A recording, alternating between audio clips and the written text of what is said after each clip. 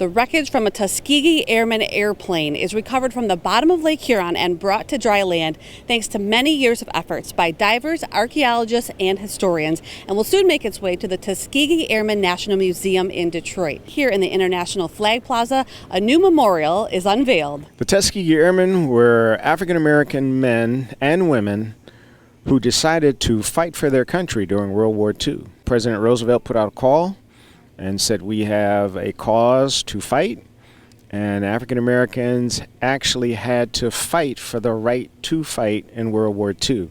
They proudly represented their country, and they did it with excellence. Lieutenant Frank Moody was training in Lower Lake Huron in 1944, and his aircraft crashed in Lower Lake Huron, about 5 miles north of Port Huron, and he was tragically killed in that accident. Drew and David Lazinski, they are area divers, were in that area, and they came across this airplane wreck. They found the radio call sign that positively identified the airplane wreck as Frank Moody's airplane, lost 70 years to the day. We began a partnership where we did reconnaissance dives on the site, and then in 2015 I organized an expedition out to the wreck site to begin the documentation and the archaeology of it.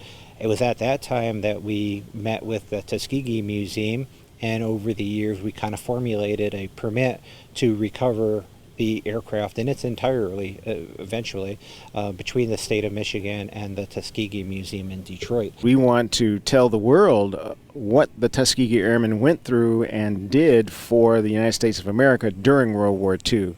They had to fight two battles, one against racism and segregation, and the other against the Germans. And some of them died while training, while preparing to fight for their country.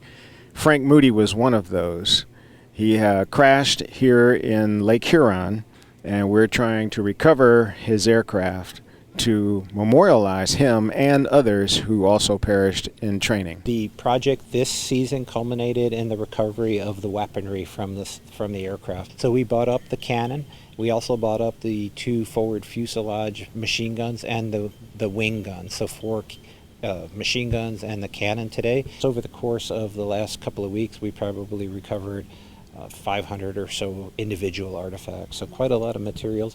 After each one was very, very precisely mapped on the lake bottom. One of the significant things was the control stick. We surmised that was the last thing Frank Moody was touching before he passed. And when we recovered that, we realized we were very close to a man in his last moments of life. The story is not about us. It's not about me or Brian or the fantastic crew that we had here. It's about Frank Moody, and it's about the Tuskegee Airmen and how they persevered through training for a country that didn't want them to be a part of any of this. And they really persevered, and they really overcame unimaginable obstacles. So it's their story.